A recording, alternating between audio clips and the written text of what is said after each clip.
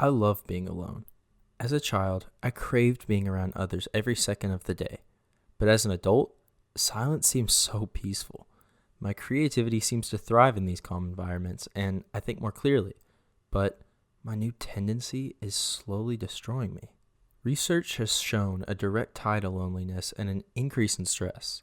It increases anxiety, depression, and toxic mindsets, which advocate against engaging in social behavior.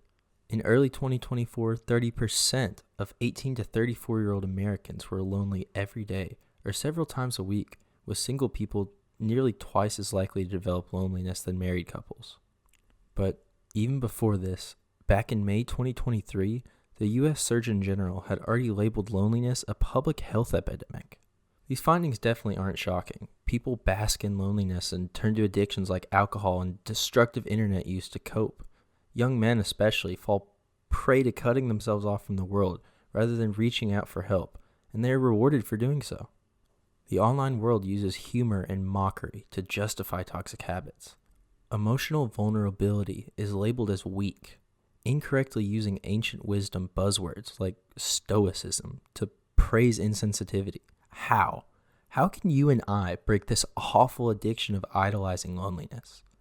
After a long time of research, reading, and reflection, I'm still wrestling with this question.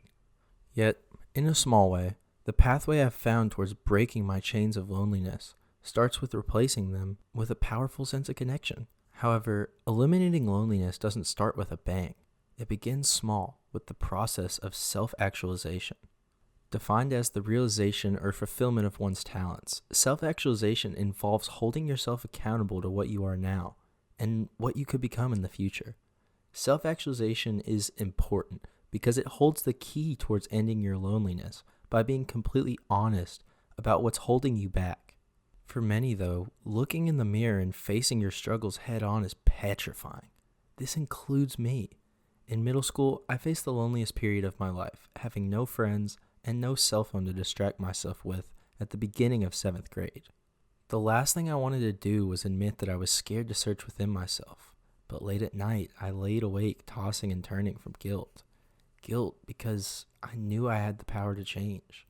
The other half of self-actualization is understanding that realization is considered as a drive or need present in everyone. I didn't want to reside in a pit of loneliness anymore, but that first step was still so hard. Yet, that's all it was. One tiny step. One little moment when you grow tired of having no friends.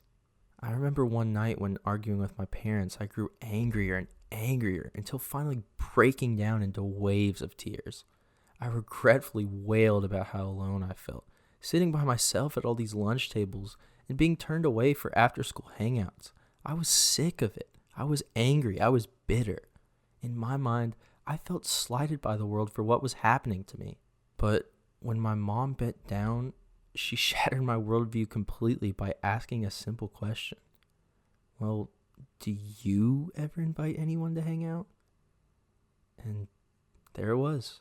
I'm so thankful for my mom in many regards, but especially in this moment, I'm so grateful for what she taught me. I blinked back tears, surprised by the clarity in her voice, but in my heart I knew what she was saying. I wasn't taking accountability for fighting my loneliness. That's why I felt so isolated. It's no surprise that Gen Z is still the loneliest generation. 79% of us report feeling regular feelings of loneliness. I'm not the only one who is struggling, with clear data now explaining why. Excessive social media use, gender and race discrimination, and a visible decline in stable relationships and marriages all across the country, all across the world, are all hallmarks of my generation, which rapidly justifies loneliness. Without going out of your way to foster friendships, it's easy to slip into a life of selfishness. One where you think, when do I get friends? Rather than consciously understanding, friendship is not a one-way street. The same thing can probably be said for today's romantic relationships as well, but that's a topic for another video. Regardless, solving loneliness isn't as hard as you think, but how do you move forward from zero? After waking up the next morning for school, I was now armed with a new lesson and goal for myself. Invite someone to my house. It didn't have to be someone I had a lot of history with, just anyone I could muster up the courage to talk to. There's one problem, though. As I arrived in the cafeteria, everyone already had their friends. This is the worst part of branching out for a lot of people. How can you make your mark in a social world that makes you feel left behind? It wasn't like I didn't know how to talk to people or anything. I had good friends alongside me in elementary school. Yet, I also justified my loneliness because making friends in the clique-based world of middle school was difficult. Everyone had their people, their groups, but I was this weird mix of a soccer kid, a gaming nerd, and just a generally super bashful, awkward person. I didn't fit the puzzle pieces around me, so after getting told by others that their seats were taken, I went back to a half-empty table and ate my lunch in silence for another day. Biting into my sandwich, I felt defeated. I'd spent the whole day traveling around the whole cafeteria, but I repeated the same unsuccessful conversation starters. Even in class, I felt humiliated trying to joke around with the people in my class only to get shushed by our teacher. That day I went home, I felt the familiar pit of lonely failure eat away at me, and after doing my homework, I didn't feel like playing my usual video games or even watching YouTube anymore. I thought about what my mom had said, but now I didn't even know if I could muster up the courage enough to ask anyone else, let alone get past a natural conversations with one of my classmates. This is the most dangerous part of the loneliness trend, the slow acceptance of being alone. A turning point was happening right under my nose. I was on the verge of welcoming a lonely version of myself for good. That's scary. And yet, despite all of my struggle, there's 8.1 billion people on this planet. I was crushed by trying so hard, but how could I give up here? I don't want this to sound like some Disney movie crap, but there's always people out there. There's always friends for you, and there's more than one, too.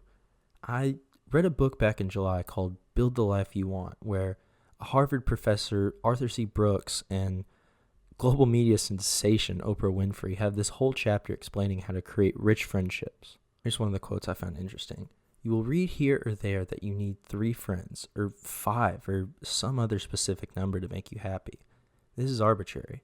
The rule of thumb is that you need at least one close friend besides your spouse. After this quote, they later explain that the maximum number of truly close friendships you can maintain is probably peaking around 10, but the most important part of this wisdom is 1. All I wanted at the time, all I needed was one friend. All you need is one friend. I was on the brink of abandoning others, but the hope of just one person kept me going. The next day when I arrived at school, I started analyzing in the back of my mind. I couldn't remember the last time I invited someone to my house from school, but I wanted to keep going. I looked around the classroom and kept pursuing my options. I had some acquaintances from soccer, some people I used to be on the academic team with, but suddenly this random kid laughing snapped me out of my thoughts. This guy's name was Brady, and we had hung out at his house and with other people a couple times in the past because we both enjoyed some of the same video games and TV shows. However, he was a band kid. He had become deeply invested during early middle school, and I hadn't, so we kind of drifted apart from each other. He was much more charismatic with others than I was, but I decided to go over and start a conversation after he was done talking with some other kids.